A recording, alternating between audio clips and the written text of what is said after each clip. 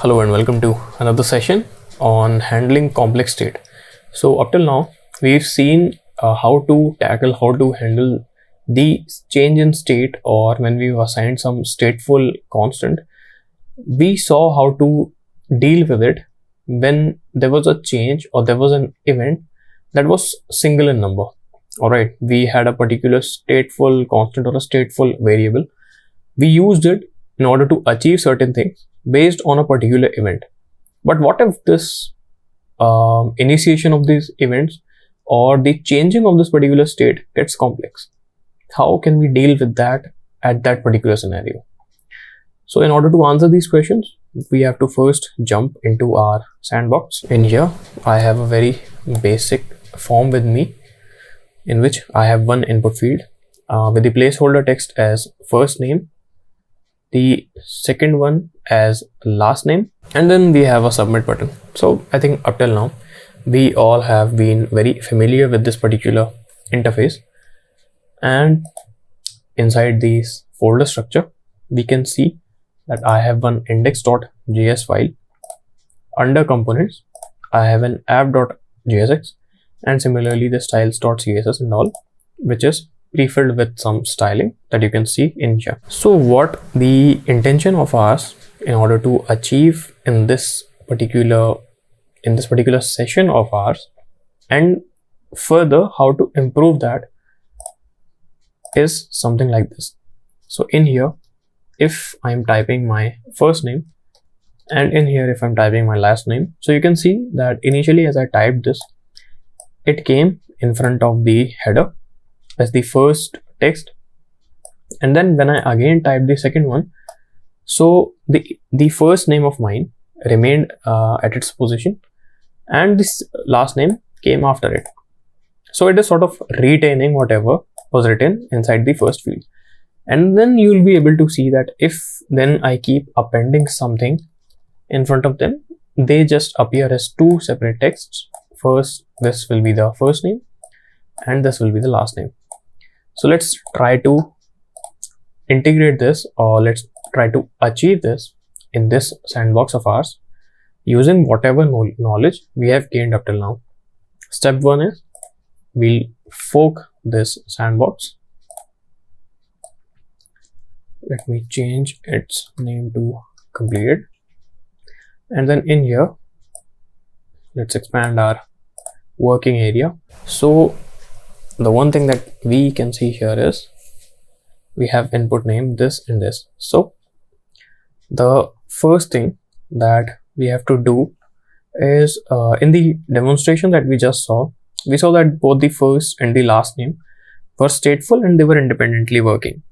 All right, so in here what we can do is we can create a constant like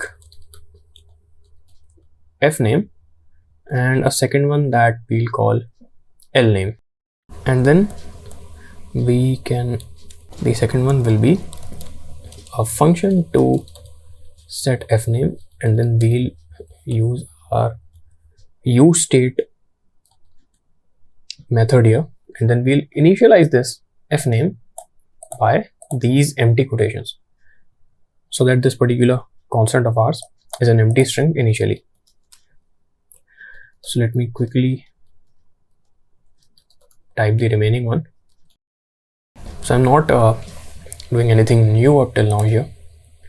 Okay, the next thing that we should know, as you have previously seen, we need to bind the value attribute of this with the f name, and inside this I should bind the value attribute with l name, and then what I want is f name here, and then I want l name like this. Okay, that was one thing. And then another thing is we want that whenever there's a change in this input field of ours, it should call a function. On change means whenever we,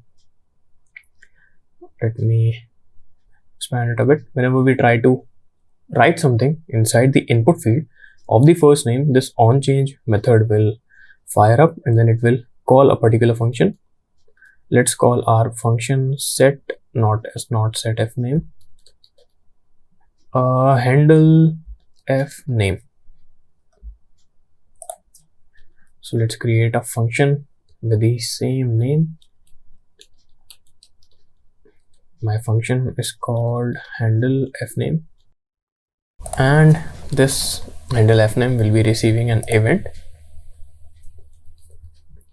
and using the set fname function here, I will update the fname's value to whatever the value I will receive from this event. So for that, I will write event dot target dot value. Similarly, I can create a function for handle last name as well. So just need to copy this and make some changes. So set lname like this, and this way. Let me hit save now. So we can see what we did was we created two stateful constants, one fname, one lname. Let me refresh in here as well. And then in the header part, in the h1 tag, I wrote like hello fname. Fname, I associated it with the first input field of mine, which had the name of fname as well, and we made this equal to the value attribute of this input field because of the reason we saw in the previous session. Same applies here. And then whenever there's a change for any of these input field of ours, we call these two separate functions, and then every time they are called, we are setting or updating the initial these constant of ours into their new state, which will be whatever text was written here. So now if we try to write inside this, as you can see, it is working just fine. Alright, let me add those two fun texts in here as well. Okay, so it seems that the challenge is now completed, and whatever need to be done is completed, right? So while it's a great practice, but it's a bit painful as well. The reason, because we have too many functions in here, as you can see. Although you can see that they are somewhat doing the same task. All right, even the nomenclature in here is only the difference of L and F. We are required to write everything 2 times over. And what's more important than that is that we are forced to use 2 separate constants for the stuff that seem related to us. All right. Now, if you go back down the memory line and you try to remember that context project that we did, in which we had those sort of cards of Batman and all, and there also we had a relation between all of them. All right, and how we did that? We had all of them inside one JavaScript object. So these info should be associated with each other, like we did in the last case, maybe inside the same JavaScript object. So let me remove this particular one and let me call this full name instead of fname, and this particular one, let's say I call it set full name. All right, so the next thing that I will do is that we have seen that initially let's say while initializing this particular constant of ours, we usually set it equals to this quotation or something, treating it as a variable, or even we sometimes write 0 here in order to let's say demonstrate that this particular integer of ours is initialized with 0 and something.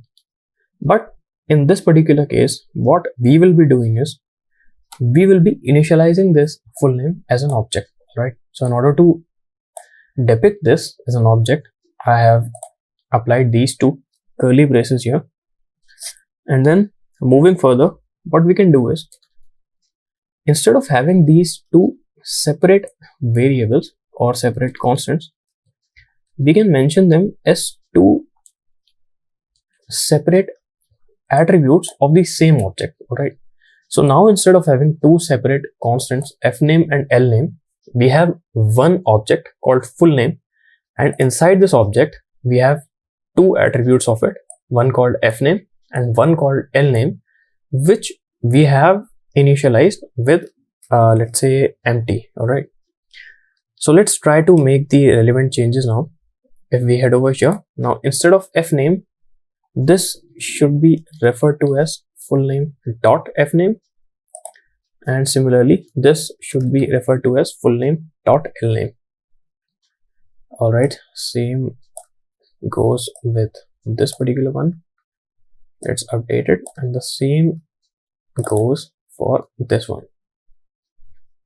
Alright, so the first thing that we did was we replaced those two separate constants with one object, because we know that right now we only have two such input fields or two such stateful constants or stateful variables that we need to deal with in this little project of ours.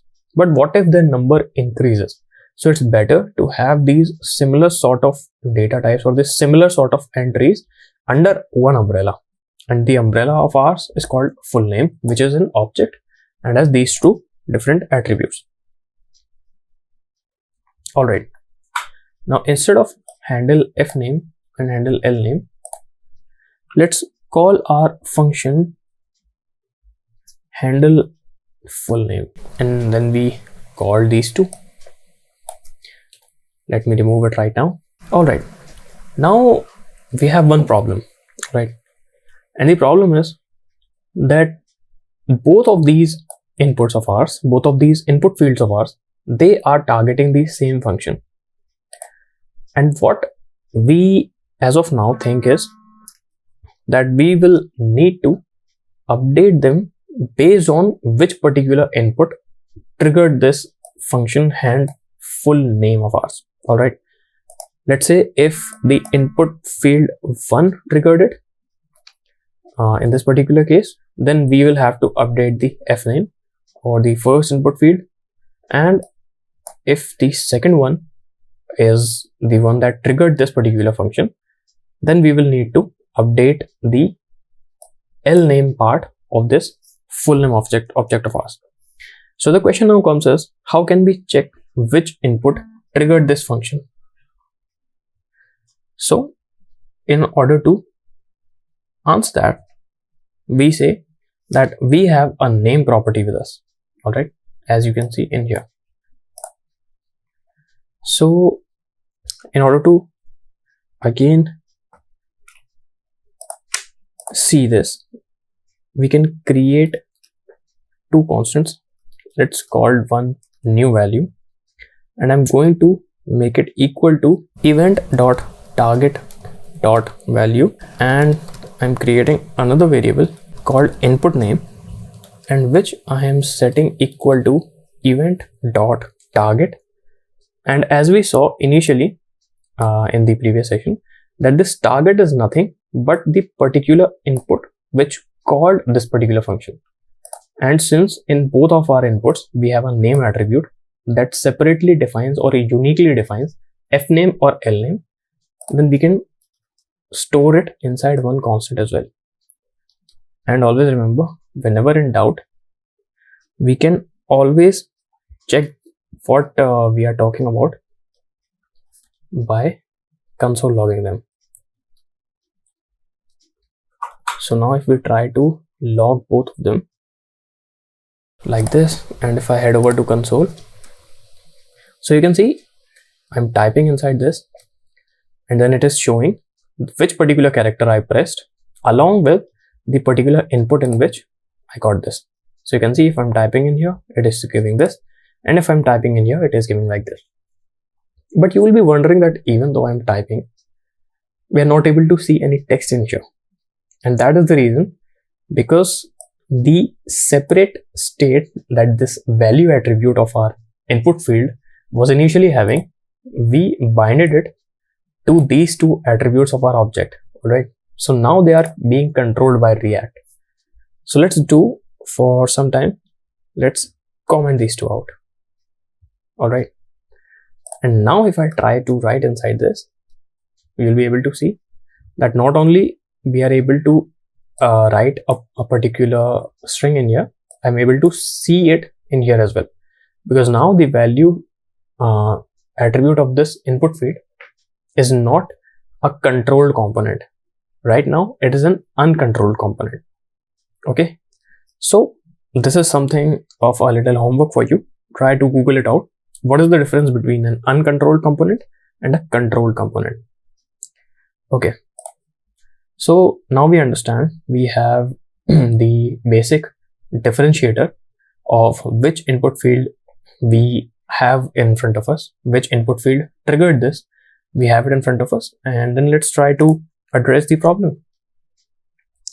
So the first thing that will come into our mind is, let's apply if else and then check that if our name is equal to fname,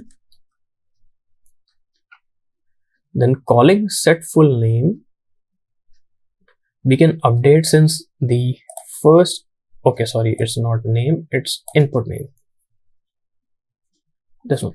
Yeah, so if it is equals to fname, which means if the if the first input field called it, then we will set this particular fname equals to our new value. Sorry, it was an object. So writing it inside these parentheses, I'm mentioning that this particular attribute of yours will be equals to the new value, whatever we supplied inside this field, and we'll write if input name, let me just copy it from here, if it was equals to L name, then I will call this set full name method of mine, and I will update the L name property to whatever new value was sent. And how will I identify which particular L name or F name I have to update? I will check it by the use of this unique attribute that we have of both the inputs, the name property, and using if else, now I am updating this. So in order to check this, let's try to open it separately in a separate tab. So now see one thing, if I type this particular name of mine, it is coming as expected. But now when I try to write my last name in here, you will be able to see that the first name is gone. And then again, if I try to write my first name here, my last name is gone. So what is happening behind the scenes? I mean, we are simply updating the particular key that we had of this particular object. Okay, we are updating it based on which particular input called it. So in order to understand it a bit in a better way, we will try to open the Chrome developer tools of ours, and then let's try to refresh it. Okay, if now I see inside my app and under the hooks part, you'll be able to see that I have two particular entries in here, one f name and one L name, which we initially created here by using this useState hook. We created an empty object with these two attributes of ours. Okay, now let me try to write my first name. So when I wrote my first name in here, you can see that even though it updated my fname property with whatever change I made, but it deleted the L name. Right, the L name is gone. It just updated the f name and deleted whatever was there inside L name. And then again, if I try to write my L name like this, you'll see that even though it updates L name, it completely deletes my f name attribute from the object. Now it consists of only one attribute of this called L name, which is equals to whatever I wrote inside this. So the problem is, when we are updating one, the other one is getting deleted. So that's actually a problem. So it turns out every time we are calling this set full name, we are replacing this object of two properties with only one property, either f name or L name. Okay, so in order to solve this issue, we want to get hold of the previous value of these and then add the changed parts, whatever we are changing, onto the previous one. All right. And in order to address this, what we can do is, in here, inside set full name of ours, let me get rid of all of them. So one problem that we identified was, if we were simply using the if else conditions and trying to update them, only one property was getting updated.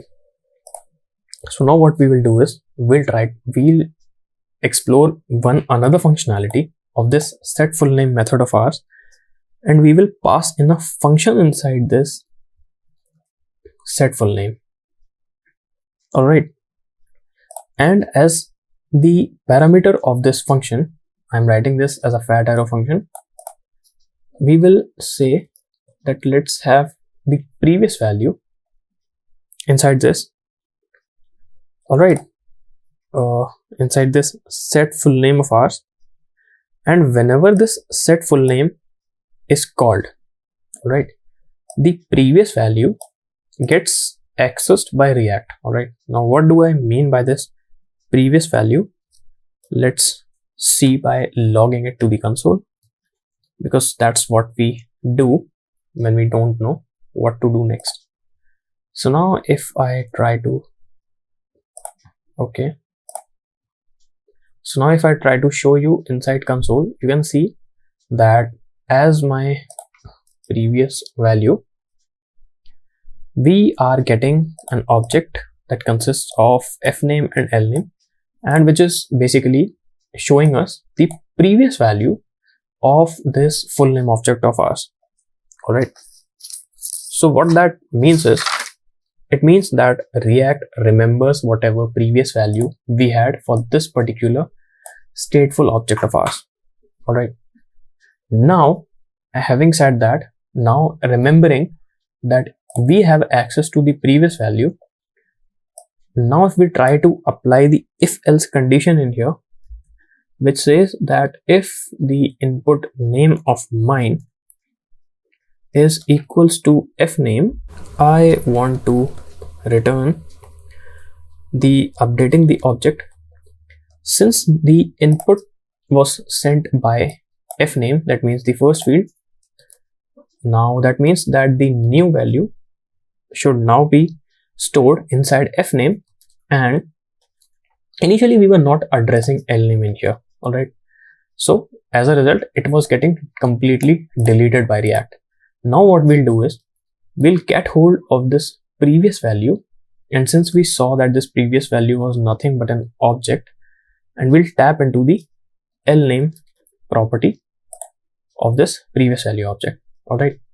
And we'll update both of them. So we'll update the newer one with whatever input field sent it or triggered it, and the previous one or the other attribute of our object will be the same as it was in the previous version of this. All right.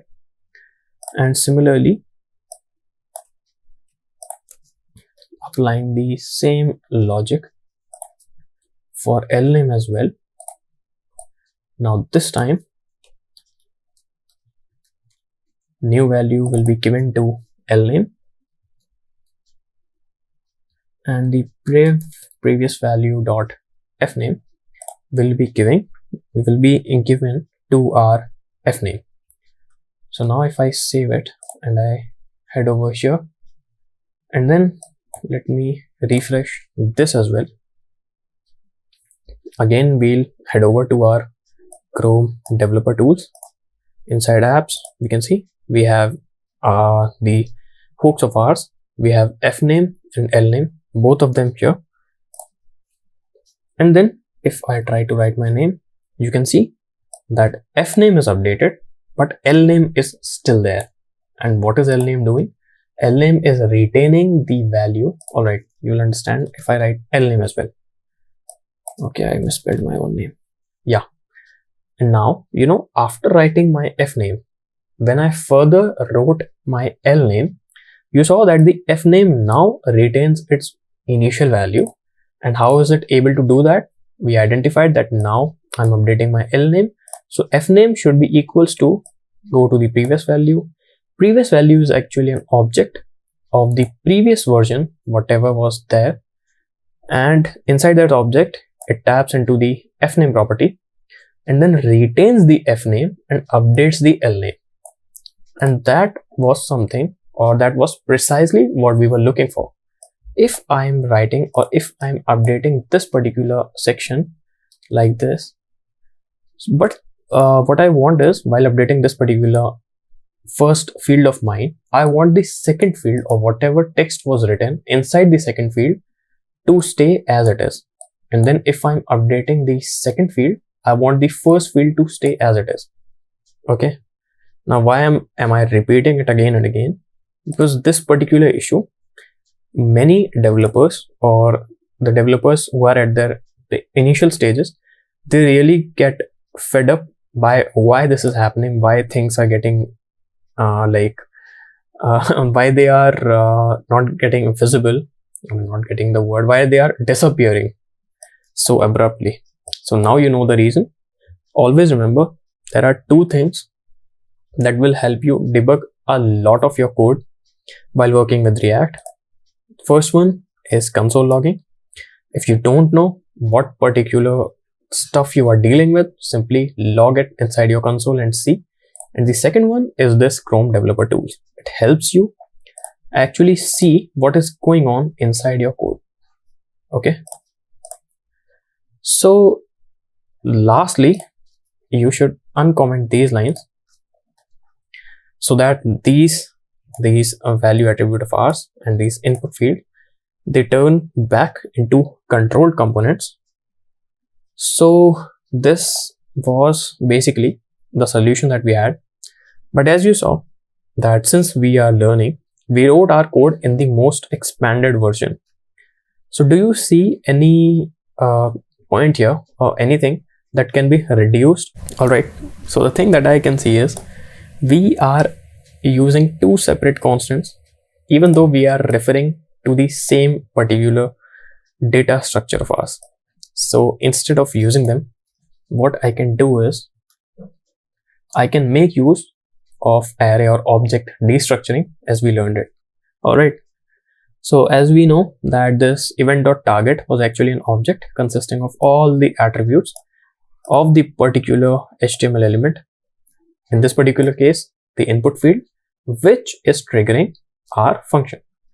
So let's keep the same name, value. First of all, since we are destructuring an object, always remember that you are not at freedom to choose the names of these variables. You will have to use them as it is, whatever it is there initially in the original object of yours. But then we can further rename them. So the value was called new value and the name was called input name, like this. And if you save it, it will work exactly as before. If you want, you can skip this renaming part and simply replace this new value with value and input name with name, and this should work completely fine. So this is how you'll be able to do whatever we wanted to achieve in this particular little challenge of ours. All right. So how was it? I know this particular session has been a little bit on the heavier side. We dived deep into all the nitty-gritties associated with all this simple looking thing that was called state, and now you can see that it can be a source of a major confusion if you leave it as it is, and if you don't try to actually follow standard practices and actually decode it step by step. So always remember, while coding, the number one priority of ours is writing optimized code, but equally important is writing readable code and scalable code. Because whatever project you are currently working on, or whatever code base you currently work on, It's not like you are going to work on that for your entire life. And even if you do, at some particular point, someone will come and take over from your point and then continue from there on. So it is important to make your code much more readable. Like for example, in this particular case, the usage of the object destructuring we used was not because it just reduced these two lines into a single line. It was because it made our code much more readable. Now we are able to understand, okay, this new value is being extracted, or the value is extracted from one property called value from that particular object, and then you can simply use that value wherever you want inside our set full name method.